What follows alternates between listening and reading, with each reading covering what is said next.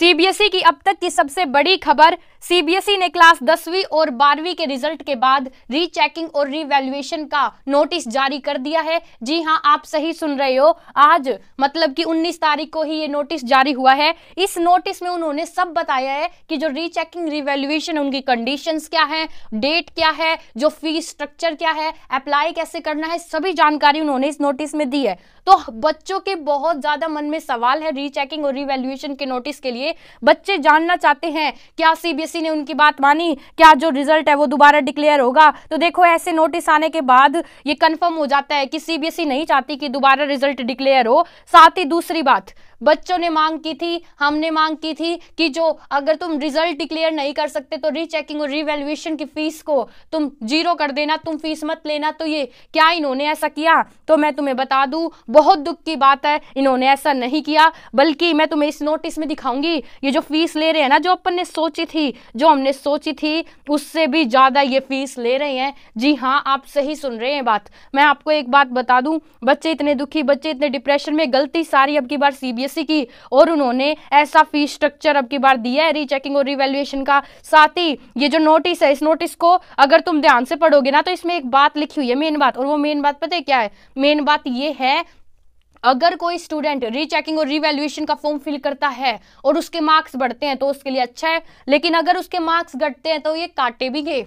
जी हाँ, आप सही सुन रहे हैं, ये बात इस नोटिस में लिखी हुई है। नोटिस में ये कंडीशन लिखी हुई है कि अगर बच्चे के कम मार्क्स होते हैं तो उसे फेल भी कर दिया जाएगा। मान लो किसी बच्चे के 33 नंबर आए हैं 100 में से, कितने नंबर? 33 नंबर। अब अगर वो रिवैल्यूएशन का फॉर्म फिल कर देता है तो रिवैल्यूएशन के फॉर्म में अगर उसके बढ़ जाते हैं तो अच्छी बात है, लेकिन अगर उसके घटते हैं तो जो सीबीएसई होगी वो उस बच्चे को फेल कर देगी। जी हाँ, आप ये बात सही सुन रहे हैं। तो देखो बच्चों, ध्यान से, अगर आपको पूरा कंफर्म हो तो ही आप फॉर्म फिल करना। मैं एक बात पहले ही बता दूं, देखो जो बच्चे फेल हैं, फेल मतलब जिनकी कंपार्टमेंट आई है, तुम तो भरना ही भरना, क्योंकि तुम्हारे तो पहले ही इन्होंने कम नंबर दे रखे हैं। अगर भगवान की इच्छा हुई, अगर जो तुमने लिखा है वो इनको दिख गया तो ये तुम्हारे नंबर बढ़ा देंगे, तो तुम्हारे लिए अच्छी बात है। ठीक है, तो अगर पहले ही तुम्हारे कम नंबर है उससे तो वो क्या कम करेंगे। लेकिन जो बच्चे बिल्कुल पास पास है, मतलब कि उनके 23 नंबर आए हैं, मतलब 100 में से 23 से बिल्कुल पास है, वो थोड़ा ध्यान से देखना। अगर तुम्हें बिल्कुल ही कंफर्म है कि हमारे नंबर बढ़ेंगे तो तुम ये फॉर्म फिल करना, नहीं तो मत करना यार। मैं तुम्हें पहले ही बता रही हूँ,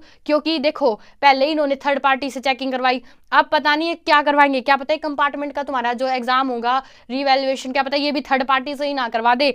तो देख लेना, तुम थोड़ा सा ध्यान रखना, थोड़ा सा सशक्त रहना। लेकिन मैं तुम्हें सबसे पहले इनका फीस स्ट्रक्चर बताती हूँ। तो देखो, सबसे पहले तुम्हें रीचेकिंग और रिवैल्यूएशन में पता होना चाहिए डिफरेंस। रीचेकिंग होता है कि जो तुम्हारा पेपर है उसके टोटल नंबर गिने जाएंगे, क्या तुम्हें नंबर सही दे रखे हैं, मींस जैसे नंबर नहीं गिने जाते हैं तुमसे, तो ऐसे नंबर गिने जाएंगे, टोटल किया जाएगा। और रिवैल्यूएशन का मतलब होता है कि जो तुम्हारा पेपर है वो दोबारा चेक होगा, उसमें हर एक क्वेश्चन में ये देखा जाएगा क्या तुम्हारे क्वेश्चन में सही नंबर दे रखे हैं। तो सबसे पहले हम तुम्हें क्लास 12 का बता दें, क्लास 12 और क्लास 10 दोनों का है इसमें। सबसे पहले हम तुम्हें क्लास 12 का फीस स्ट्रक्चर बताते हैं। देखो, क्लास 12 में क्या होगा, सबसे पहले अगर तुम्हें रीचेकिंग या रिवैल्यूएशन करवाना है तो तुम्हें आंसर बुक लेनी होगी। जी आप सही सुन रहे हैं, सबसे पहले तुम्हें क्या लेनी होगी? Answer book. और आंसर बुक के पता है कितने रुपए लेंगे? ये लेंगे 700। जी हाँ, मतलब मैंने भी ऐसा सोचा था कि 500 रुपए लेंगे, लेकिन ये कितने लेंगे आपसे? 700 रुपए लेंगे एक कॉपी के। मान लो अगर आप 4 कॉपी निकलवाते हो तो कितने हो गए? 2800 रुपए हो गए। 2800 रुपए लेंगे सिर्फ आंसर कॉपी के।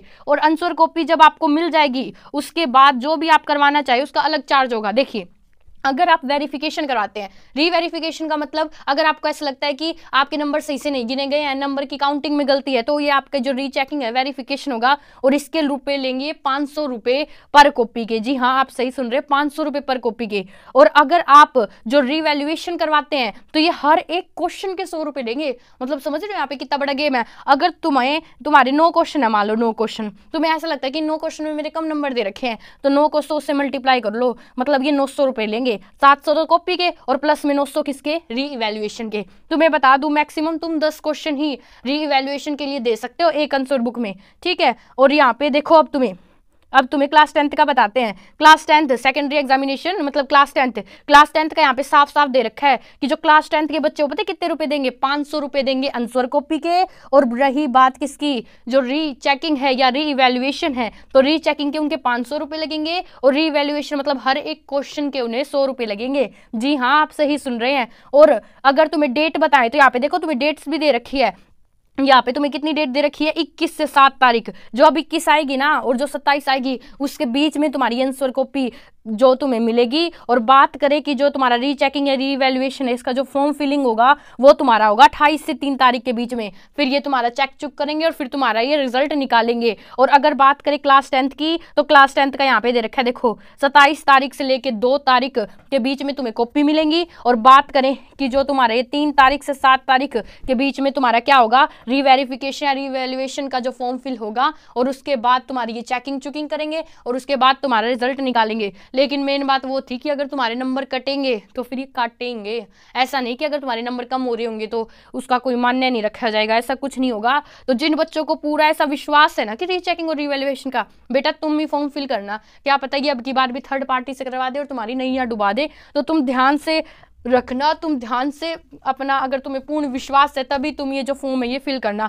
फॉर्म फिल कैसे करना है, तो भैया फॉर्म इसका ऑनलाइन फिल होगा। जी हाँ, आप सही सुन रहे हो, जो रीचेकिंग और रीवैल्यूएशन होता है, जो उसका फॉर्म होता है वो ऑनलाइन फिल होता है। और तुम्हें अभी है ना, इसका जो ऑनलाइन फॉर्म है इसका अभी लिंक एक्टिवेट नहीं हुआ है ऑफिशियल वेबसाइट पर। जैसे ही लिंक एक्टिवेट होता है ना, हम तुम्हें बताएंगे कि लिंक एक्टिवेट हो गया। अब लिंक एक्टिवेट कब होगा, जब ये शुरुआत होगी, मतलब कि जो क्लास 12th की बात करें तो लिंक एक्टिवेट 21 तारीख को हो जाएगा। और अगर हम बात करें क्लास 10th की, तो जो लिंक होगा अप्लाई का वो 27 तारीख को एक्टिव होगा। और तुम्हें हम फॉर्म भरना भी सिखाएंगे कि अगर तुम्हें खुद पर विश्वास है कि हमारे नंबर बढ़ेंगे तो हम सिखाएंगे तुम्हें फॉर्म भरना। तुम कम से कम फॉर्म के तो पैसे लगाना मत, पहले ही इतने ज़्यादा रुपए लग रहे हैं। मतलब हमने तो सोचा था कि ये फीस माफ़ करेंगे, इन्होंने कोई एक्शन नहीं लिया, इन्होंने तो अनदेखी कर दी। अब की बार गलती तो सीबीएसई की थी, सीबीएसई ने गड़बड़ी करी थर्ड पार्टी से चेकिंग करवा के। और अब बच्चों को ना बिल्कुल भी बच्चों पर दया नहीं की है, यही देख के लग रहा है तुम्हारी फीस स्ट्रक्चर और इन सभी चीज़ों को देख के, और जो कंडीशंस रखी हैं उनको भी देख के कि इनको बिल्कुल भी यूँ नहीं है, दया भाव तुम्हारे ऊपर बिल्कुल भी नहीं है,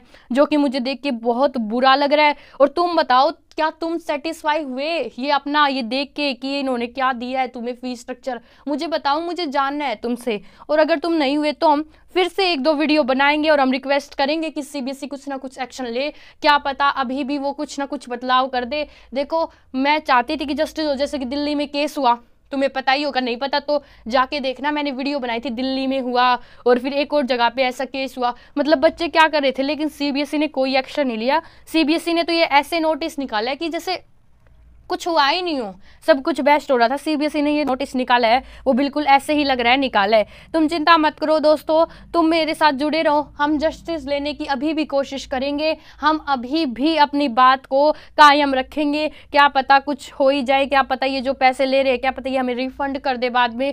तो देखो, करना तो चाहिए था इनको, कुछ ना कुछ तो एक्शन लेना चाहिए था भाई। बच्चों के साथ जो किया है ना अब की बार इन्होंने, मतलब हद ही पार कर दी। और देखो कितनी ज़्यादा फीस ले रहे हैं, क्या है, मेरे को तो समझ नहीं आ रहा क्या ही बोलूँ अब इस बात पर। आप बताना, आप क्या सोचते हो इस नोटिस को लेकर? आपको क्या लगता है कि ये नोटिस ठीक है नहीं? आपको इसका फीस स्ट्रक्चर कैसे लगा, आप बताना। और इसको शेयर करना ताकि और बच्चों को भी तो पता चले कि सीबीएसई ने क्या नोटिस डाले। पेरेंट्स को भी दिखाना, देखो कि हमने कितना जस्टिस की मांग की। हम चाहते थे कि हमारे नंबर बढ़े, लेकिन फ्री में बढ़े, क्योंकि अब की बार सीबीएसई की गलती थी। लेकिन सीबीएसई ने यहाँ पर भी अपनी मनमानी चलाई। आप उनको ये नोटिस ज़रूर दिखाना। और तुम ध्यान रखना, देखो अगर तुम बिल्कुल पास हुए हो, मतलब तुम्हारे नंबर ही पासिंग मार्क्स के हैं, तो तुम, अगर तुम्हें पूरा 100% भरोसा है ना खुद पे, तभी तुम ये भरना भैया। क्योंकि थर्ड पार्टी से चेकिंग क्या पता दोबारा करवा दे, तुम्हारे नंबर ना कम हो जाए। मैं नहीं चाहती कि तुम्हारे नंबर कम हो और तुम फेल हो। और जो बच्चे फेल या जिनकी कंपार्टमेंट आई है, तुम्हें देखो यार, आई नो बहुत ज़्यादा फीस है, लेकिन तुम्हें कैसे भी एडजस्ट करके ये फॉर्म फिल करना चाहिए। तुम्हारे मार्क्स बढ़ जाएंगे तो तुम्हारी ज़िंदगी संवर जाएगी, तुम पास हो जाओगे। और जो बच्चे ऐसे हैं, मीन्स जो सीयूईटी के एलिजिबल नहीं है, या फिर जो जेई और नीट है उनके एलिजिबल नहीं है, लेकिन उनके आसपास ये परसेंटेज, फॉर एग्जांपल मैं तुम्हें एक एग्जांपल देती हूँ। जैसे जेई का कोई बच्चा है, वो 75% की उनकी एलिजिबिलिटी होती है, लेकिन तुम्हारे 70 से 75 के बीच में है, और तुम्हें ऐसा लगता है कि मेरे नंबर बढ़ सकते हैं, तो तुम करो।